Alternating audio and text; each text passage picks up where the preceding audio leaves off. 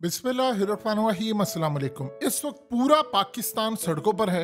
एहतजाज हो रहे हैं कि हमने बिजली के बिल नहीं देने।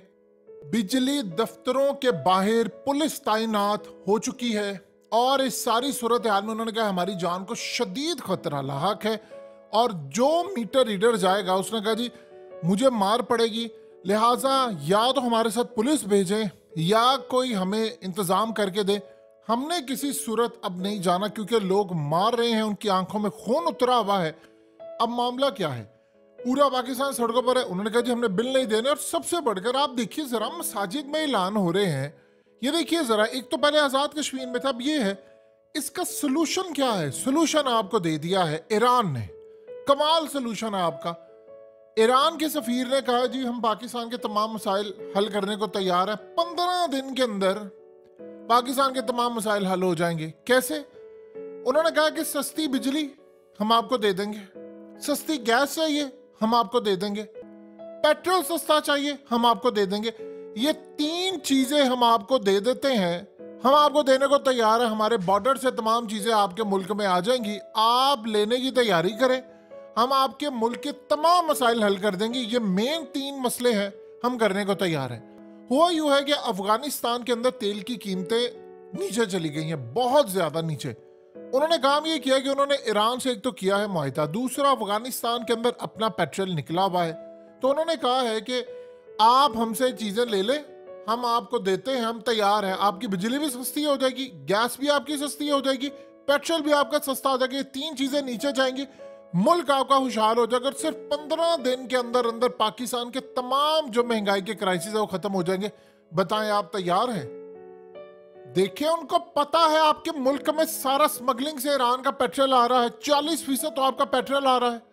आप कभी कोयटा में जाएं और जिस जगह से बॉर्डर लगता है वहां पर जाकर तेल की कीमतें देखें। किसी जगह 170, किसी जगह 180, किसी जगह 210। लेकिन आम पाकिस्तानियों को क्यों 300 के करीब मिल रहा है? उसकी वजह यह है कि वो जो बेनिफिट है वो अवाम तक नहीं पहुंच रहा। वो चंद लोग बैठकर खा रहे जो जायदादें बाहर बना रहे हैं।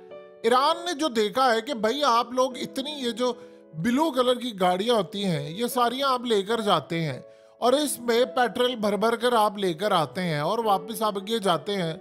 तो भाई सारी सूरत हाल में अगर आपको इतना ही शौक चढ़ा हुआ है तो आप हमसे क्यों नहीं ले लेते? हमसे ले लें। डायरेक्टली 40% तो आ रहा है, हम ऑफिशियली आपको दे देते हैं, 100% ले लें। देखिए अब तो सऊदी अरब भी नाराज नहीं है कोई किसी वजह से, ना किसी को यूएई को मसला, बल्कि वो तो चाहेंगे कि यार पाकिस्तान की इकोनॉमी बेहतर हो जाए क्योंकि हम उनसे उधार का तेल लेते हैं। अब इस सारी सूरत हाल के अंदर आप इमेजिन कर लें कि अगर हमें ईरान से स्मगलिंग वाला पेट्रोल ना मिलता हो तो हम डॉलर देकर बाहर से ले रहे हो, तो डॉलर तो 600 पर गया होना था। वो तो 40% आप, लेकिन प्रॉब्लम ये है कि वो तो 40% आ रहा है, वो अवाम को क्यों नहीं मिल रहा?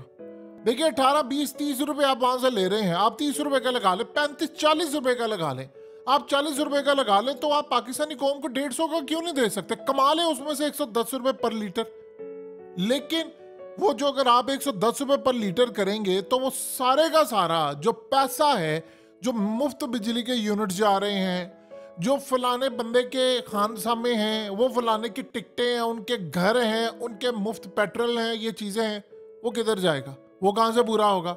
अब वो इस सूरत हाल में पाकिस्तान के पास कमाई का क्या जरिया है?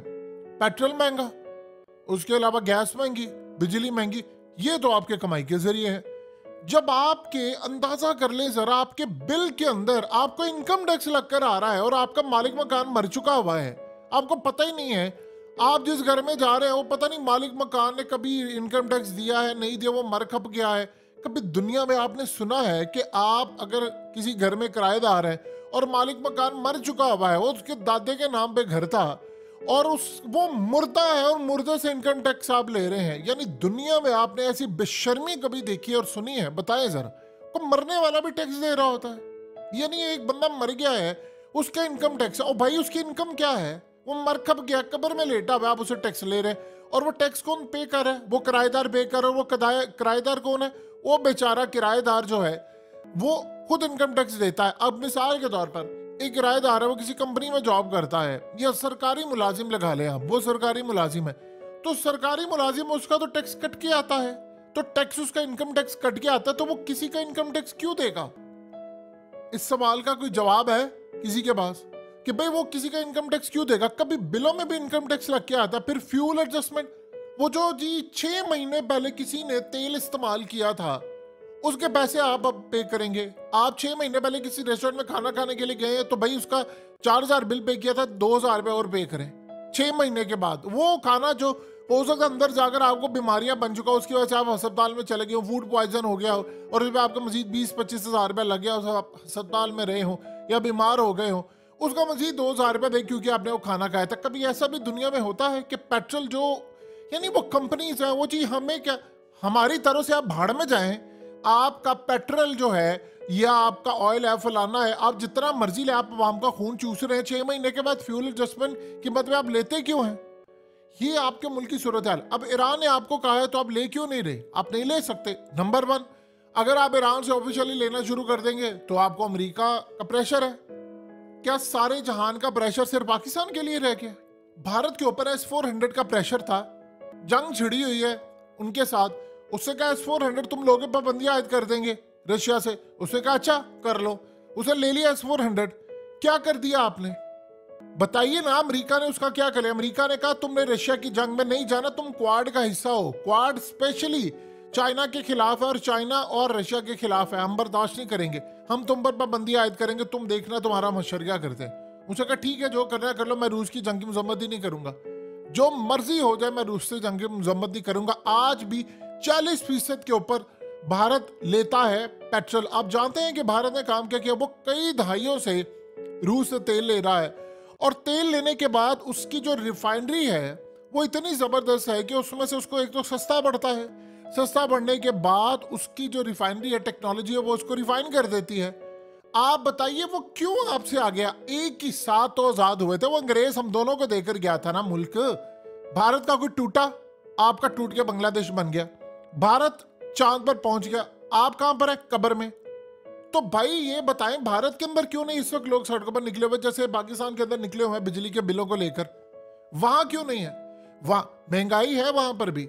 आप जानते हैं कि मोदी ने इस वक्त ये जो चंद्रयान 3 लैंड किया है, वो जो पॉइंट है उस पॉइंट का उन्होंने एक नाम रखा है। उस पॉइंट का नाम रखा है शिव शक्ति। यानी आप सोचिए जरा कि आपने कभी जिंदगी में देखा होगा कि किसी एरिया के अंदर फलाना चौक, ढिमकाना चौक उसका नाम है, ये चौक वो चौक आपने यहां पर कर दिया, किसी जगह पर किसी यूनिवर्सिटी का नाम। उस बंदे ने काम ये किया है कि मून के ऊपर जहां पर वो जाकर लैंड किया उसका नाम रखा है शिव शक्ति। यानी आप ये देखिए कि उन्होंने अपने जो मजहबी रस्मात है उसके मुताबिक उसका नाम रखा है। सबसे पहली बात है कि हमारा तो अगले कोई कम से कम 1,000 साल तक मून पर जाने का कोई इरादा नहीं। अगर हमने जाना होता तो क्या हम इस्लामिक तर्ज के ऊपर कोई ऐसी चीज जो कुरान मजीद में होती जिससे तमाम मुसलमानों को मतलब बैक करने की सलाहियत होती, कमाल होता कि हम मून के ऊपर वो रख सकते। पहली तो बात है अमेरिका ने हमें जाना ही नहीं देना था, इसीलिए तो हम गए नहीं आज तक। अब सवाल ये पैदा होता है कि सारी सूरत हाल में उसने क्या किया? वो कह रहा है कि मून के ऊपर वो जो एरिया है वो हमारा है। यानी आप सोचो, कह रहे हैं हमारा एरिया है क्योंकि हम पहुंच गए। जल्दी जल्दी वहां पर उनके एक लीडर ने कहा है कि जल्दी जल्दी डिक्लेयर करें, निशानदेही वहां पर करके है कि ये एरिया हमारा, हम ये किसी को नहीं देंगे। और आप अंदाजा कर ले जरा, अब कर सकते हैं वो, चाइना भी कर सकता है, अमेरिका भी कर सकता है, भाई उनकी मोनोपोली है, वो कर सकते हैं। अगले गए हैं, हमारी तरह काम पर गए हैं, लो जी बिलों के एहतजाज है। आप अंदाजा कर लें कि आपके मुल्क के अंदर जो सूरत हाल है वो इतनी ज्यादा खराब हो चुकी है। अब ईरान ने आपको कहा कि ले लो ना मुझसे तेल और मैं सारे मसले हल कर दूं, आप कह रहे हैं जी हमने ईरान के ऊपर पाबंदियां हैं। असल में मसला क्या है?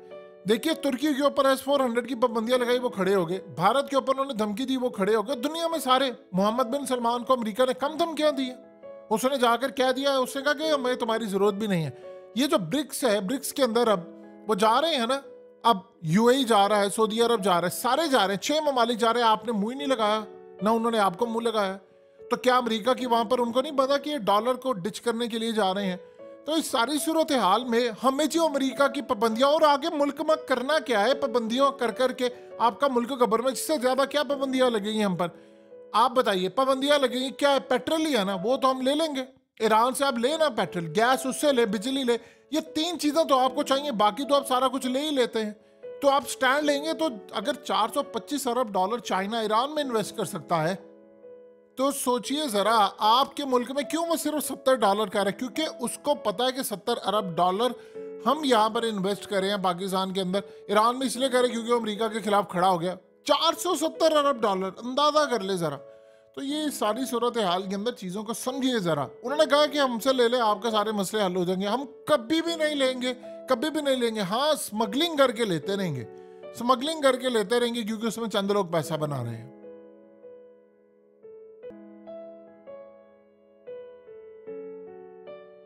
हकीकत टीवी को सब्सक्राइब करना मत भूलें, वीडियो को लाइक करें, शेयर करें और कमेंट सेक्शन में अपनी राय का इजहार ज़रूर करें।